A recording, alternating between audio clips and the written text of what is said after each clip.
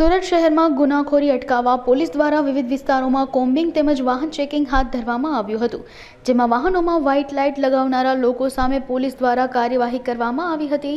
DCP Vijaysinh Gurjar દ્વારા દંડાત્મક કાર્યવાહી કરાઈ હતી, જેમાં 20 જેટલા વાહન ચાલકો પાસેથી દંડ લેવાની સાથે તેમને વ્હાઇટ લાઇટના ખતરાઓ અંગે જાણકારી આપવામાં આવી હતી. આ ઉપરાંત 4 જેટલા ડ્રોનની મદદથી પણ વિસ્તારમાં શંકાસ્પદ જગ્યાઓમાં ચેકિંગ હાથ ધરવામાં આવ્યું હતું, તેમજ 50થી વધુ હિસ્ટ્રી ચીટરની પૂછપરછ કરવામાં આવી હતી.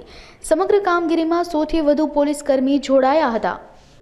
આજરોજ ભેસ્તાન આવાસ જે ડિંડોલી પોલીસ સ્ટેશન વિસ્તારમાં આવ્યું છે, ત્યાં કોમ્બિંગ રાખવામાં આવ્યું છે. એ સવારના 3 વાગ્યાથી અમે આ કોમ્બિંગ રાખેલું છે.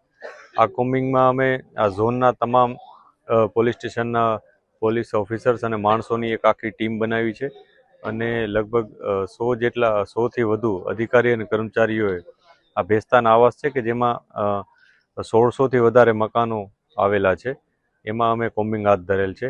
આ વિસ્તારમાં જે જગ્યાએ હિસ્ટ્રી શીટર્સ MCR કાર્ડવાળા જે છે, જે રજિસ્ટર્ડ છે MCR કાર્ડ, એ બધાના અમે ચેકિંગ કર્યા છે. આ ઉપરાંત એમના ઘરમાં ચેકિંગ કર્યું છે કે એ કોઈ પ્રતિબંધિત વસ્તુ મળી આવે કે નહીં, એ બાબતે પણ અમે તપાસ કરી છે. આ સાથે આ વિસ્તારમાં જે એરિયલ વ્યૂ માટે અને એરિયલ ચેકિંગ માટે અમે ડ્રોનનો પણ ઉપયોગ કર્યો છે. એની સાથે અમે વાહન ચેકિંગ અને બહારની બાજુ જે બેરિકેડિંગ રાખી અને આખો વિસ્તાર કોર્ડન કરી અને ચેકિંગ કરવામાં આવેલ છે.